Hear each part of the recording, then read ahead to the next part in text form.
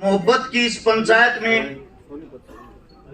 यहाँ पे जितने भी मौजूदा साथी पिता तुल्य बुजुर्ग मेरी मातर शक्तियां मेरी आवाज को सुन रही हैं, आप सभी के चरणों में हर्ष शिकारा हरियाणा से हाथ जोड़कर राम राम करता है, नमस्कार करता है, अस्सलाम वालेकुम करता है, सत श्री अकाल करता है। आज मैं भाषण नहीं देना चाह रहा, आज मेरे समाज की यहाँ पे सरदारी बैठी है और उस सरदारी से मैं अपना दुख प्रकट करना चाह रहा हूं। मैं आज से 3 दिन पहले एक स्कूल के प्रोग्राम में गया मुख्य अतिथि के तौर पर। एक छोटे से 10 साल के बच्चे ने भीड़ से उठकर मेरे से बोला, अंकल जी आप वही अंकल हो ना जो मुसलमानों की मेर लेते हो। एक 10 साल के बच्चे ने, मुझे उस बात से बड़ा दुख हुआ। इस बच्चे को, जिसको अब तक समाज के बारे में कोई नॉलेज नहीं, कोई ज्ञान नहीं, इसको ऐसा आइटम बम कौन बना रहा है, यह शिक्षा इसको कौन दे रहा है?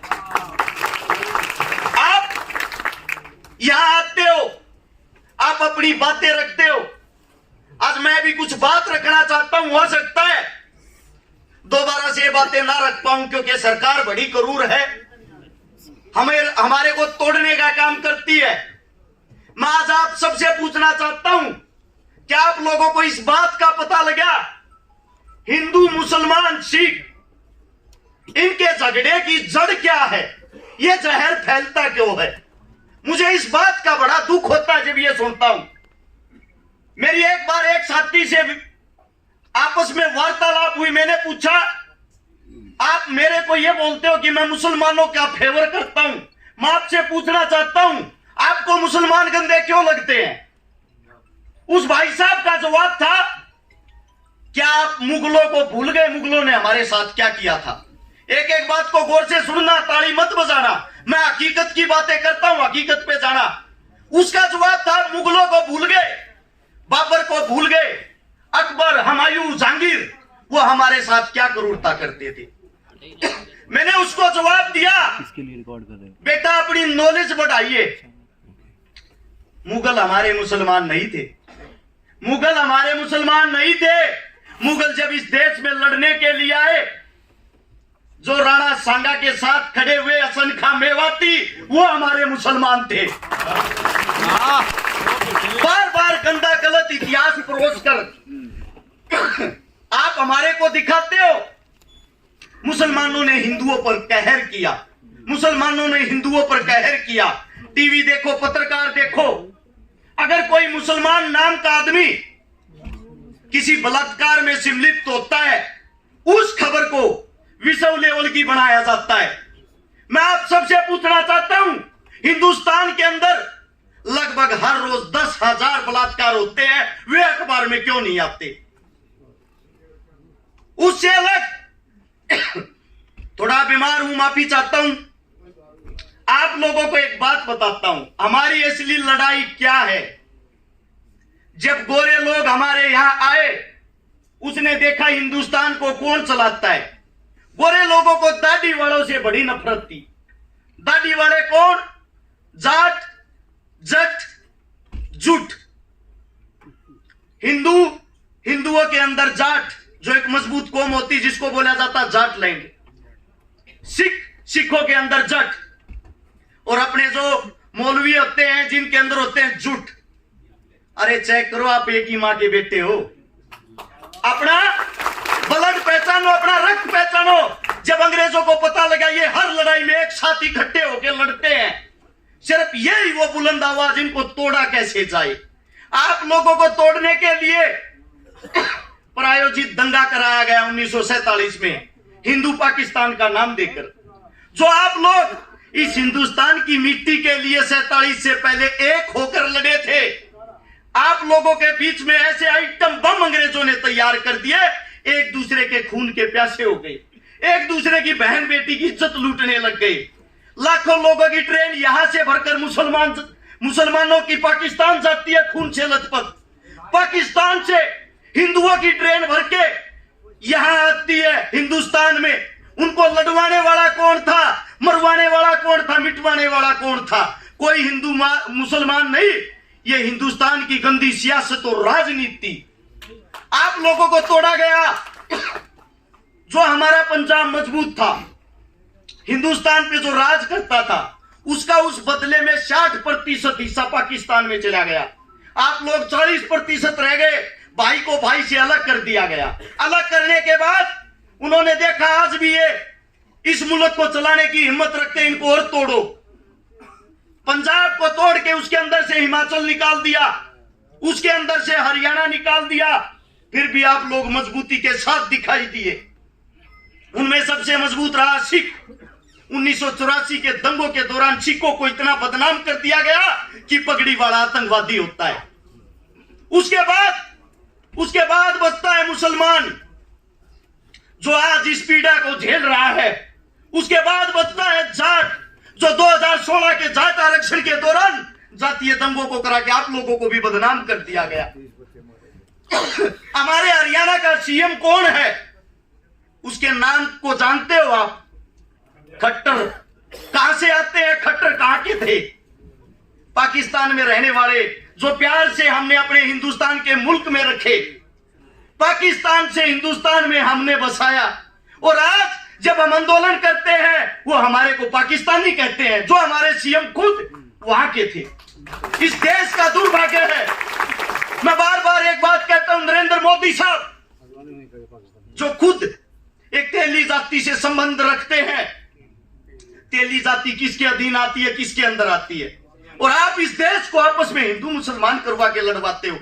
जिस धरती पर आज आप बैठे हो, जहां पे इस दिल्ली के अंदर जब ये पगड़ियां, ये टोपियां और ये दाढ़ी वाले एक थे, ये दिल्ली हमारी दुल्हन होती थी। आज बड़ा दुख है, दिल्ली को कौन चला रहे? जो दिल्ली के दरबारों में झाड़ू पोछा करते थे, उनके लोग कहां चले गए? वो असली मालिक। क्योंकि कोई भी प्रोग्राम करवा लो, वहीं राजनीति घुस जाती है। मुझे दुख है, जब हम किसी पीड़ा को झेलते हैं, हम अकेले होते हैं उस संघर्ष में, हमारे खिलाफ हमारे अपने लोगों को कर दिया जाता है। आज एक बात बताता हूं, जहां जिस धरती पे खड़े हैं, जो आखिरी लड़ाई थी 1857 की, जब मुगल खत्म होने वाले थे, यहां का जो आखिरी राजा था बहादुर शाह जफर, जिसकी उम्र हो गई थी 80 साल। दो चीजें होती थी, एक तो होती थी रियासत। रियासत का राजा दूसरे राजा के साथ लड़ता था, चाहे वो हिंदू हो, मुसलमान हो, जाट हो, राजपूत हो, अपने क्षेत्र को बढ़ाने के लिए। रियासत से अलग होता था देहात। बात करता हूं देहात की। देहात ने कभी किसी की गुलामी नहीं की। आप वही देहाती लोग हो जिसने किसी की गुलामी नहीं की। सबसे बड़ी फौज आप लोगों की होती थी। जेड़ी फरसे गंडासे से अच्छी अच्छी सल्तनत कांपती थी। जब बहादुर शाह जफर को अंग्रेज कैद करने के लिए आए, वही राजा जिससे हिंदुस्तान हिलता था, वही मुगल पूत भागकर दिल्ली के जिस पृथ्वी पे, जिस कोने पे आप बैठे हो, यही गांव था छोटा सा, जिसका नाम था मालचा। मालचा गांव की शरण में आता है। उस वक्त भी हमारी 360 खाप होती थी, 360 खाप के प्रधान के पास। और ये कहता है मेरी जान बचा लो, मैंने जो कुछ किया उसको भूल जाओ, आज हम सब हिंदुस्तानी एक हिंदुस्तान के लिए लड़ो। ये बात सुनकर आप लोग, वो वर्द हो, वो बुजुर्ग हो, आप लोगों का इतना बड़ा दिल है। और बहादुर शाह को बीच में खड़ा करके 360 खाप ने ऐलान किया, ये हिंदुस्तान का राजा है। अगर अंग्रेजों ने इसकी पगड़ी को छुआ, सब कुछ काट के रख देंगे, नरक बना देंगे तुम्हारे जीवन को। अंग्रेजों सुन लेना। अंग्रेजों को इस बात का पता लगा, अंग्रेज भी कांप गए, देहात से वो भी कांपते थे। आप लोग आजाद होने से पहले भी आजाद थे, गुलाम आप नहीं थे। अंग्रेज भी ऐसे ही कुर्सियों पर बैठते थे जैसे आज बीजेपी और कांग्रेस बैठती है। इतने ही गुलाम थे जितने आज हो। पहले कम थे, आज ज्यादा हो रहे हो। बस इतना ही कहना चाहता हूं, जिस दिन आप लोग मजबूत हो गए, अपने बच्चों को पहचान लिया, अपने बच्चों को मजबूत कर दिया, आप लोगों को हराने वाला कोई नहीं है। आप लोगों की मानसिकता गुलाम हो गई है, मानसिकता। एक प्रजापति ने, कुमार ने 5 गधे बांध रखे, छठे गधे को बांधा नहीं, उसके पास रस्सी नहीं थी, उसके ऊपर से ऐसे हाथ घुमाकर खूंटे की तरफ कर दिया। सुबह जब गधों को खोलता है, चारों गधे खोलते ही भाग लेते हैं। जिस गधे को बांधा नहीं वो वही बंधा रहा, वो गया ही नहीं कहीं। प्रजापत डंडा उठाता है, 3 दिन पीटता है उसको, वो 3 दिन तक वहां से नहीं हिलता। चौथे दिन प्रजापत के दिमाग में बात याद आई कि आपने इसके ऊपर से वैसे हाथ फिराया था। जब उसके ऊपर से वैसे ही हाथ फिराया, गधे ने सोचा तेरी भी रस्सी खुल गई, गधा तुरंत तोड़ लिया। वही गुलामी की जंजीरें आपके पैरों में है। सन 1700 में जब अंग्रेजों ने पहली बार आपके राजा को हराया, हिंदू मुसलमान सिख सब खड़े खड़े, लाखों आदमियों की भीड़, जब वे विजयी जुलूस निकाल रहे थे, अंग्रेज आप लोगों को देख रहे थे। अंग्रेज आपके बीच से जुलूस निकालते हैं, वहां लाखों हिंदुस्तानी उस जुलूस को देखते हैं, और उस जुलूस को देखकर जो हमारा राजा हार रहा था, उसकी हार पर हम तालियां बजाते हैं हिंदुस्तानी। अंग्रेज अपनी किताब में लिखता है हमारी संख्या 3000 थी, तालियां बजाने वालों की संख्या 3 लाख। एक आदमी एक पत्थर मारता, हिंदुस्तान कभी गुलाम नहीं होता। हमें दुख है इस बात का, आज भी आप लोगों के हाथ में सत्ता है, आज भी आप लोग ताकतवर हो। बाबा साहब भीमराव अंबेडकर ने तलवार की जगह आपको उंगली की आजादी दी है। इस उंगली से बड़े राजा का विनाश कर सकते हो। शरीर के अंदर जब तक रक्त की आखिरी बूंद रहेगी, मैं भाईचारे की एकता की बात करता रहूंगा, तो मर्जी कर लो।